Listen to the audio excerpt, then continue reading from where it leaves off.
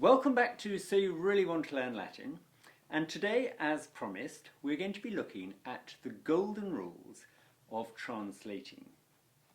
Now, I absolutely swear by these rules, and I think you should find them helpful when beginning your studies of Latin. I still follow these rules, however advanced the piece of Latin I'm looking at, I still use these golden rules.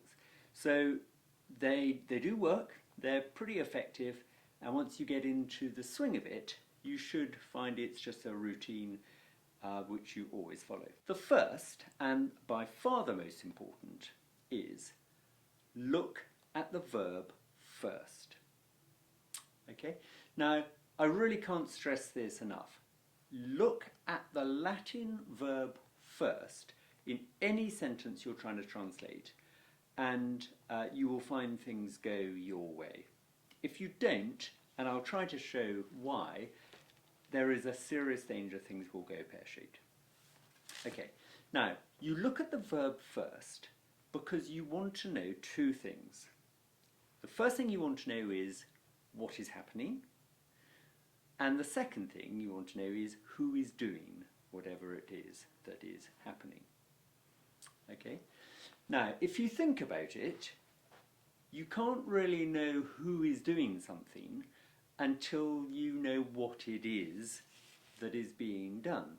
So when I was teaching this in a classroom, I would sometimes suddenly turn, look a bit kind of scary, and I'd say, who did that? Come on, who did that? And there'd be a bit of a pause while people looked at me, and then someone would say, did what? And of course that is the very point. Did what? How can you possibly know who did something until you know what it was that they did? So looking at the verb in Latin is important because you need to know, first of all, what is being done, but secondly, you need to know who is doing that thing. And you simply can't know that until you've identified the verb. Okay, now, when you look at the verb, some nice little sub-rules kick in. Okay, and here we go. If, when you look at the verb, the ending on that verb is first person singular, then the subject of the sentence must be I. No exceptions. If the ending on the verb is second person singular, then the subject of that verb must be you. Again, no exceptions. If the verb is first person plural, then the subject of that verb must be we, no exceptions. And if the verb is second person plural, then the subject must be you, all of you lot. Okay? So for 4 of the 6 persons, when you look at the verb and identify that it's one of those 4, your subject is given to you on a plate. You simply can't go wrong. You cannot get it wrong because the verb ending tells you who is doing the verb.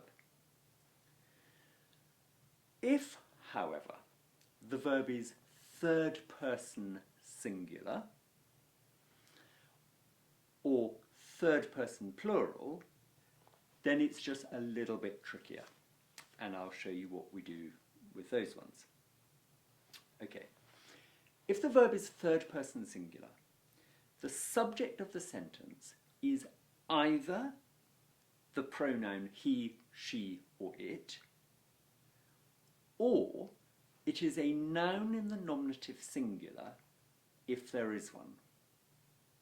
Okay, so having identified that the subject is a he or a she or an it, your next job is to go back into the sentence and look for a singular noun in the nominative case. It must be in the nominative case, and if you find one, then that noun is the subject. Okay? If there isn't one, then the subject of your verb is the he or the she or the it. Right, and the same applies in the plural. If your verb is third person plural, then the subject of that verb is either the pronoun they, or it is a plural noun in the nominative case. So a nominative plural noun, or of course, two or more singular nouns in the nominative case joined together by and. Okay? Now, following those rules, and I know that that last bit sounded a bit complicated, but it's not really. Following those rules will get you into the most significant bit of the sentence, which is finding out who was doing it and what they were doing. Okay? And then just to finish off, when you've done the subject and you've done the verb, then you look into the sentence to find whether or not there is an object. And if there is an object, it will be a noun in the accusative case. If there is, you translate it after the verb. So you've done the subject, the verb, and the object. Okay, now this will probably become a little bit clearer if I give you some examples. If you have a sentence such as agricolam spector, you look at the verb first and you find it is spector. The ending o on the end of a verb is first person singular. So agricolam spector, the subject of spector is I.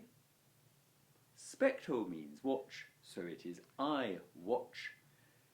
And then you look back to see if there is an object in the accusative case, and there was agricolam.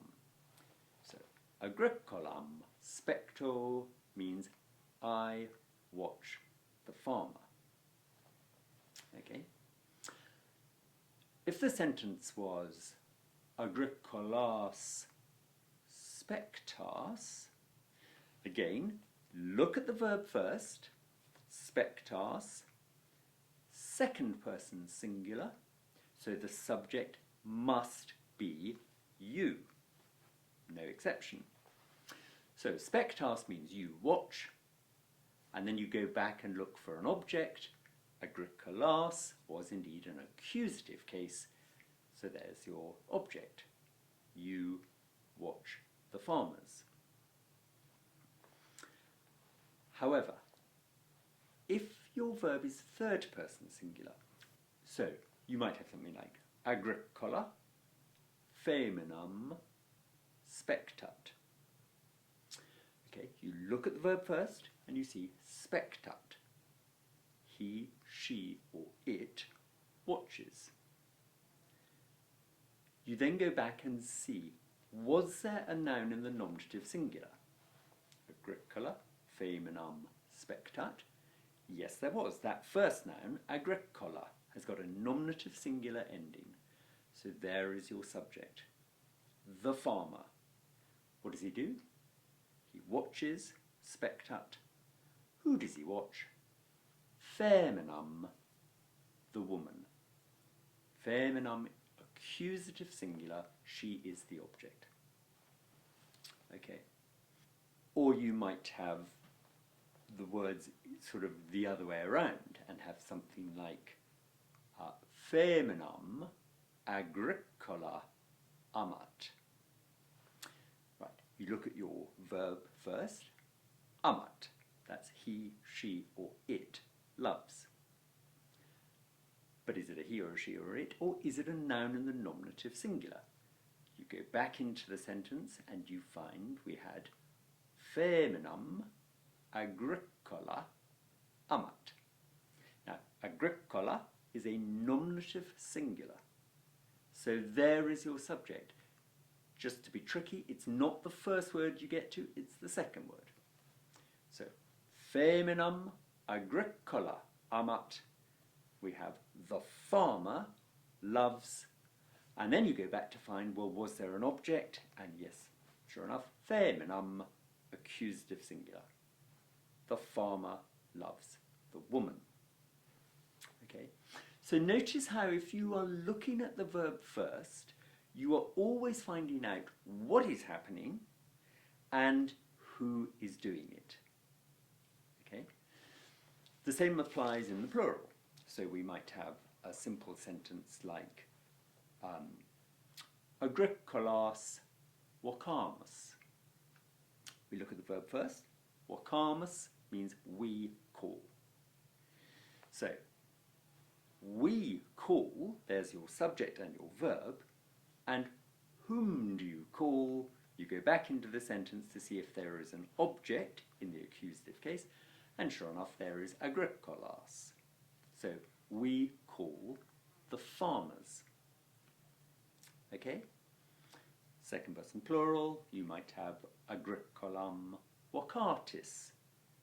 So again, you look at the verb first, wakatis. That's second person plural, so it's you, all of you, call. There's your subject, there's your verb.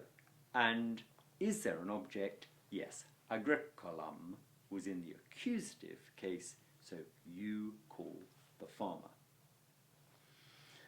But again, when the verb is third person plural, it's a bit harder. So we might have agricolam non wakant. Okay, now you go to the verb wakant, that means they call. Non wakant means they do not call. So then we need to find out, was there a subject for that verb wakant? You go back into the sentence and the only word you find is agricolam. Well, that's an accusative case, so it cannot be the subject. So agricolam non wakant means they do not call the farmer. Okay? So do you see what's happening? Looking at the verb first is always telling us what is going on, but more importantly, in a sense, who is doing the thing.